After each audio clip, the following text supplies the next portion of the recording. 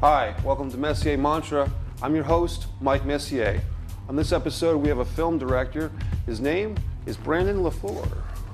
How you doing? Good. Did I say it right? Brandon LaFluer? You said it the same way they say it in dodgeball, so I'd say that's the correct way of doing it. We both have French Canadian hockey names. That's nice. Yeah. Are you a fan of hockey or not really? I should be a fan of hockey given my background, but no. But what you are doing very well is making films, and I've seen a good deal of your work. Tell us how did you get started with that? Oh man, I get started in an interesting way. I wanted in high school to be a psychiatrist, which has nothing to do with film, but right. I don't know. I started watching a lot more movies and realized that was sort of like a passion that I wanted to explore. But in a way, it's the same thing. A lot of people, they watch movies, they feel it's very therapeutic. They feel it relates to them in a way that maybe other things don't. And it seems like the right way to help people. That's interesting. The right way to help people. Yeah. It's one of the more interesting takes on why people make films. That's great. Absolutely. So for some people, it's for them. It's a relief for them. For others, it's a way to help others. And I want to be a part of that. Are you a fan of Hitchcock, Tarantino? Who do you like as far as filmmakers of the past? It varies. Started off with Ingmar Bergman. Okay. And I found Ingmar Bergman at the beginning of college. So like The Passion of Anna and Cries and Whispers, two films that are very intimate as much as terrifying. Right. In a way, yeah, especially Cries and Whispers, but definitely Tarantino as well. Pulp Fiction, iconic. Sure. Woody Allen as well, very interesting. And recently I've gotten into Joe Swanberg. If you're familiar with him. Tell me more about him. Oh, geez, he's a part of the mumblecore movement. Okay, right. Yeah. Late '90s. No, very, very, very recent. Okay. So, and he works a lot with Adam Wingard, who had made You're Next and the latest Blair Witch. Okay, yeah, sequel. Right. Yeah, I saw that one. Joe actually. Swanberg. Just mumblecore is fascinating because I feel like it's the most realistic you can possibly get with a film, and the fact that he shoots them on such micro budgets with very common A-list actors. So he'll work on maybe $10,000, but he'll be working with Anna Kendrick and Jake Johnson and Orlando Bloom. Wow. Yeah, that's inspiring to me because for somebody who doesn't have a lot of money that really wants to make films that people will see, right, that he's made that possible. Steven Soderbergh was like that too. Absolutely. Yeah. And so before we dig too deep into our conversation, let's see some of the clips so that the Messier Mantra audience can kind of enjoy your work, and let's check that out right now. All right. We're going to take a look at some clips from Brandon LaFleur's film work right here on Messier Mantra. I want you to think about something. You're 10 now. I wonder where you'll be when you're 20. I don't know. Now think about it. You'll be in college. You'll be off doing great things. Wonder where those things will be. I've never thought of that. Really? I always thought I'd be here with you. Oh, honey, you don't have to stay here just for me. I want to. You won't be saying that when you're 20.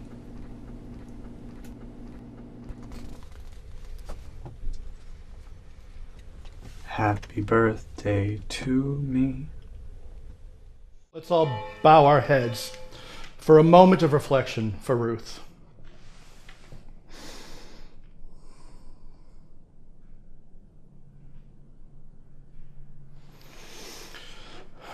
Thank you.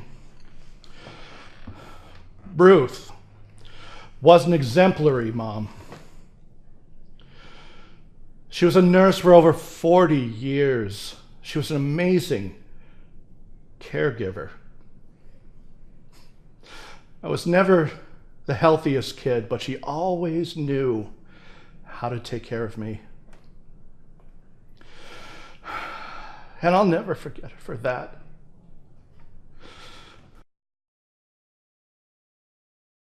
Goodbye, Mom.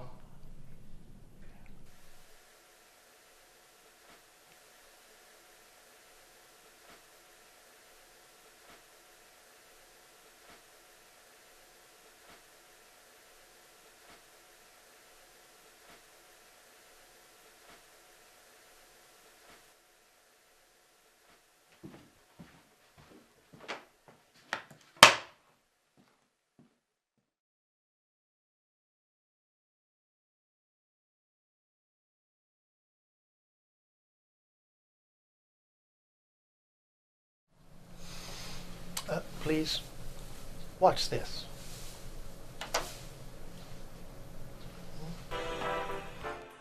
Jackson Insurance, and you. You've just started work at Jackson Insurance. Good for you! At Jackson Insurance, you do the work so that we don't have to. What's this? A phone call? You'll be getting a lot of these at Jackson Insurance. Hello? Why, Darlene, my beautiful wife. Uh-oh, a personal phone call. You know what that means. Well, I guess you should have saved that phone call until after work. Sorry, Roger. To avoid becoming a Roger, follow these 3 steps. That's all for now. Now get back to work.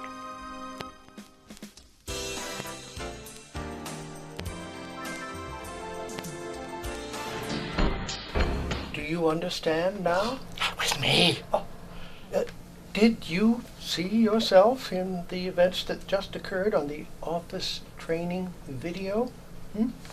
Uh-huh.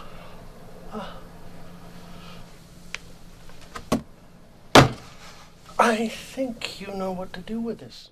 Sam, talk to me. Easy? What about this is easy? Okay. Perhaps it was the wrong choice of word. None of this is easy. I've known about the shit you were pulling for years, and I kept it secret for years because you begged me. And you too want to tell me it's easy? None of this is easy, Sam. I am 70 years old. I have spent more than 40 years with your mother, and all that time, something didn't feel right. This is that feeling, Sam. Decades of this.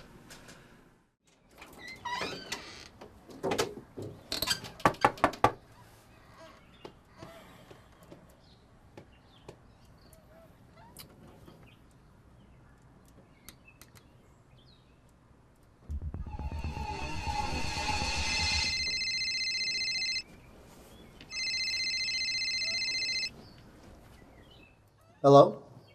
Sonny, very sorry. Gonna have to cancel today. I had another appointment. Tomorrow all right? Yeah. Tomorrow's all right. Thanks.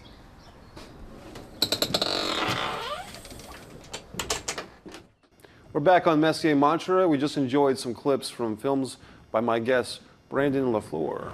Brandon, I've watched all these films except the most recent, the horror film, the 40-hour horror film. Yeah. So let's go through them. First, we had Nana, Yes. which starred our good friend Gail Sullivan. She's been a previous Messier Mantra guest and also has a show up in Plymouth, Mass. So, Yes. and so then we went into the second one was the Office Phone Call, which I just watched that whole film recently. I really like it because you really had a blur of reality and kind of absurdist humor and many layers of humor in one. I think it was a 12-minute piece, right? Around that, 12 minutes, yeah. Yeah. And then the final piece, was it Unlikely Affair? An Older Affair. An Older Affair, Yeah. which is a gentleman who's kind of coming out of the closet, announcing to his family that he's homosexual. Yeah. And he's 70 years old, and he's had he's known this for about 15 years. And so then what you saw was the scene with the father and his son kind of sharing that emotional moment. Yeah. So a lot of good stuff going on here, Brandon. Good stuff. Thank you. Yeah. And where should we start? Let's start with your very first film. Was that Nana, or was there stuff before that? Nana was my first project. Okay. I mean, I picked up a camcorder and played around with my friends through high school, but that stuff will never see the light of day again. Right. Right. Yeah. Unless we dig it up on YouTube. You're not gonna find it. Good luck finding that.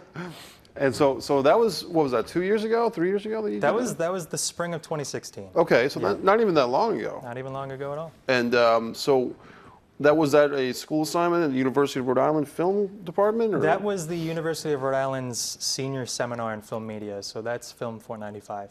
Okay. Yeah. And I happened to go to that senior exhibition because I live in that general vicinity and saw your film along with a lot of other good films.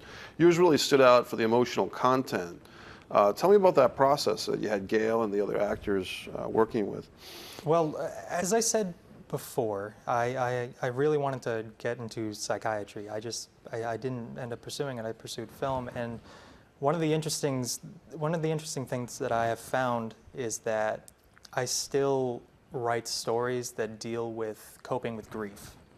So I think one of the most important bonds a person can have is between their grandparent, if they have one, and obviously the grandchild, and keeping those family bonds tight.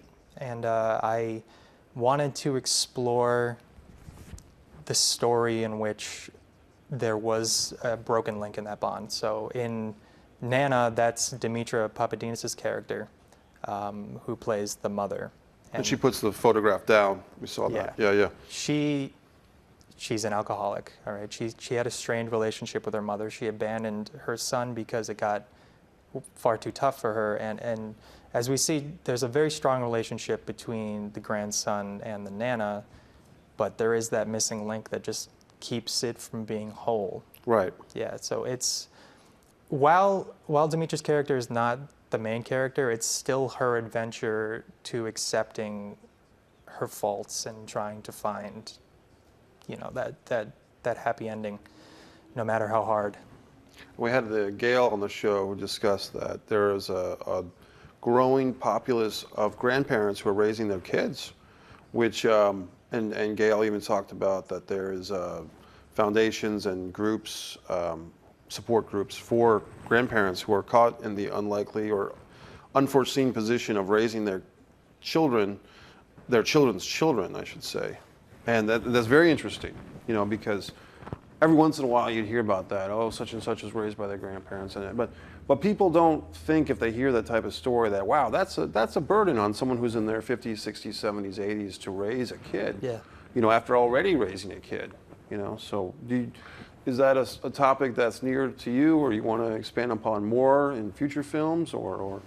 I mean, unfortunately, my grandmother passed away last summer. Sorry to hear that. She never got to see the film, but she was the only grandparent I knew. I mean, and I'm thankful every day that I have two parents. I mean, the divorce rates are rising in America, and also the early death rates, which is terrifying. But I value that bond and I value that support, and I don't think I'd be where I am without the three of them, without my mom and my dad and my grandmother. And she was the only grandparent that I knew, but that didn't change anything. In fact, that made it better, because I feel like it's a strong bond that I'm going to value for the rest of my life. And I know that not everybody is as fortunate, and I just wanted to make a story that showed people that no matter how alone you feel, there's always somebody that will love you. Wow, that's great. And some of those scenes with the Nana and the grandchild, the grandson, and they are very emotionally packed. So it's very, powerful of you to pull that off as a first-time filmmaker. It was about a 20-minute film too, I believe. It was going to be even longer. The first draft was 32 pages, and wow. my professor, Keith, he said, you got to cut that down, which I'm glad he did, because it would have been a completely different film. Right. Yeah. And there's also time constraints, because for the exhibition at the end of the year, they show all the films, all the narrative films together, and it was a long night from what I remember. But like I said, yours did stand out. It was emotionally packed, and I think one thing that is I've noticed with student filmmakers at times, it's hard to nail drama as much. I mean, comedy is good because if you think something's funny, it usually is, in a weird way, or somebody can share that humor. But drama, to really emotionally connect with people, is tough. Yeah. And I think you did that pretty well. And then, speaking of comedy, you did move into, with Office Phone Call, the clip we saw of the gentleman, really funny character actor, Jack Shipley is his name, right? And he's playing a guy who's kind of dealing with his life falling apart. His wife is cheating on him with the next door neighbor, and they've got a son together, and it's just humiliating. And even the big catch of The Office is if you take a personal phone call, you know, poof, you're gone, so to speak. Yeah, that was a lot of fun, and I mean, as you saw, Jack Shipley was in Nana as well, so I wanted to see if I could push him to do something incredibly comedic, because he's naturally funny on set. He's a blast, and like the second the camera cuts, we're joking, we're having fun. An Office phone call, I wanted to give him the main role because he was just so fantastic in Nana, and he was only on set for 2 hours. Right. Wow. Right? So he was able to nail it so quickly.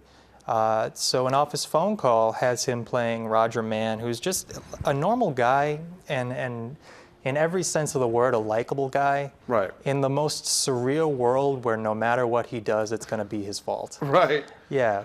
So he gets it. The film starts off with a voicemail. He doesn't answer it because he's not supposed to answer personal calls, and it's the neighbor telling him that he's about to go sleep with his wife because he has a migraine. Right. His excuse is that the migraine, that's the only cure for it. The only thing that's going to help is for your wife happens to be at home because you're at work, right? And it's about what this guy who did nothing wrong has to do to finally get control back in his life. Right. And I'm still trying to figure out how I came up with the idea. Well, I mean, I was watching it, the whole short, and just thinking this is kind of a commentary on the every man who is getting kind of harassed, slandered, beaten down by society, and you can go into a whole mantra itself about the office job is tough, you know, and he's watching a training video of what not to do, and then he realizes I'm the guy in the training video, like, you know, like. And so when I first saw that, I was like, oh man, he needs more actors. But I was like, no, this is the whole point. Like, that's the joke is, you know, there was someone who made a movie called Cubicle Slave years ago, and it's kind of like that's the term that always stuck with me, cubicle slave. Like you're trapped into that beaten down thing, and everyone needs to make money too to survive. But at times, with this ununderstanding boss, he just gets beaten down. Yeah. That's an interesting way of looking at it, because he's stuck in a life that he's not satisfied with. Right. I mean, who knows how long his wife's been cheating on him openly. Right. Yeah, the 9 to 5. You know, it seems like his whole life is the 9 to 5.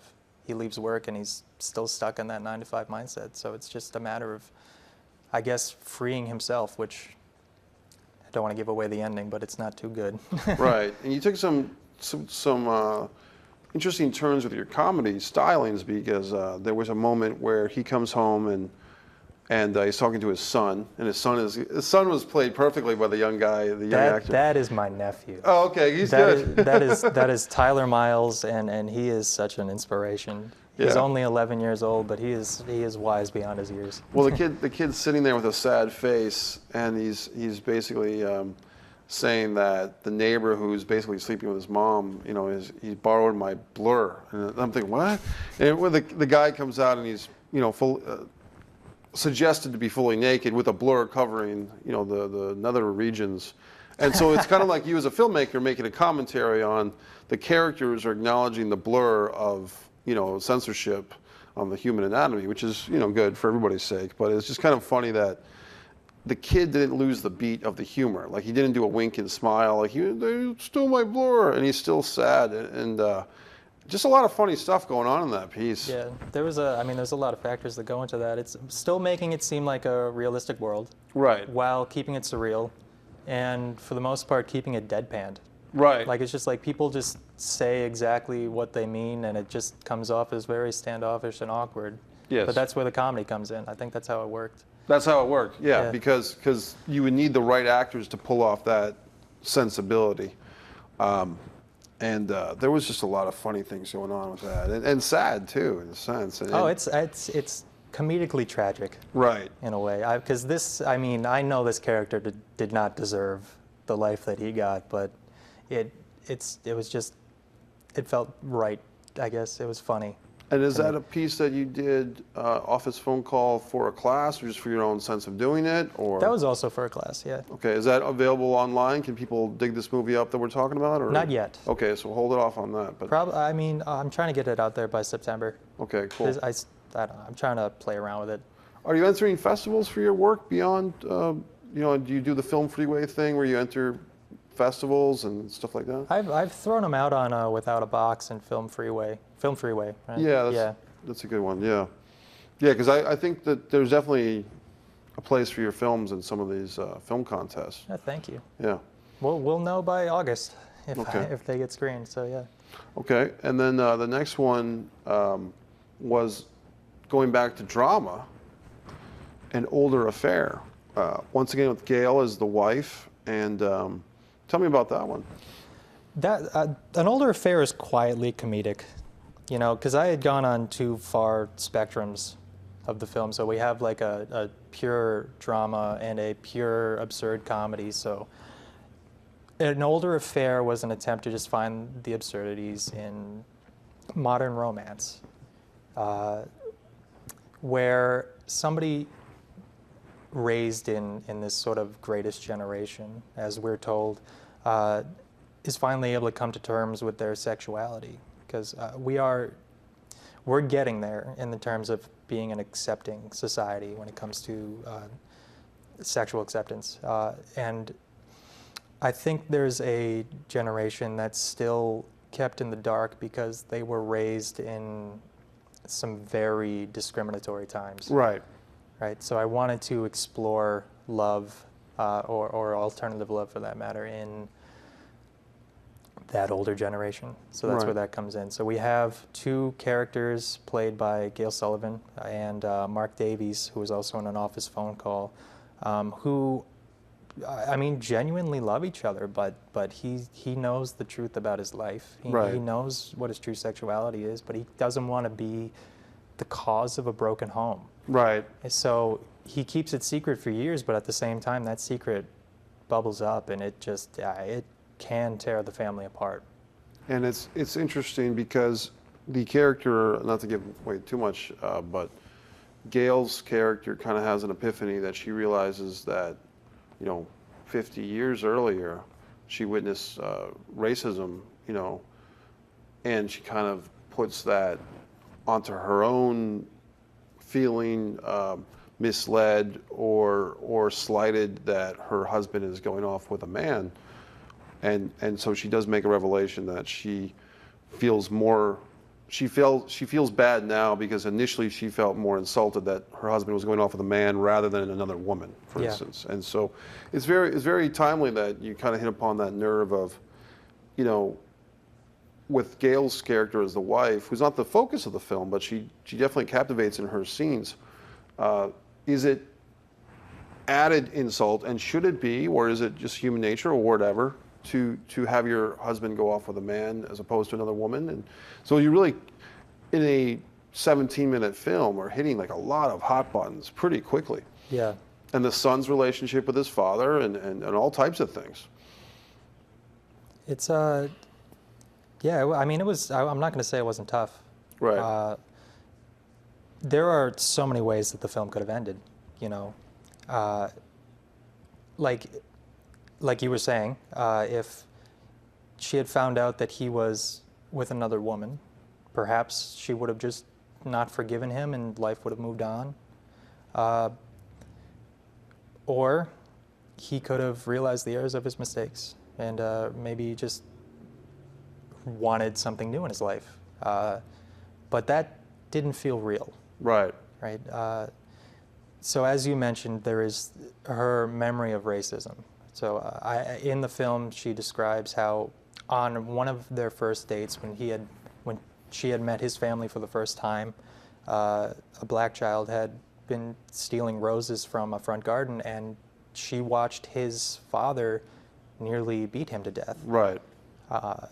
And those are very true stories in history. It's terrifying, but nobody in their right mind can be that bigoted, That we live in a very different time, and I think it felt appropriate for Gail's character to be forgiving, albeit hurt. I mean, of course, it's very painful to know that somebody that you've been with for decades has been hiding this secret, but it can't tear you apart after all that time.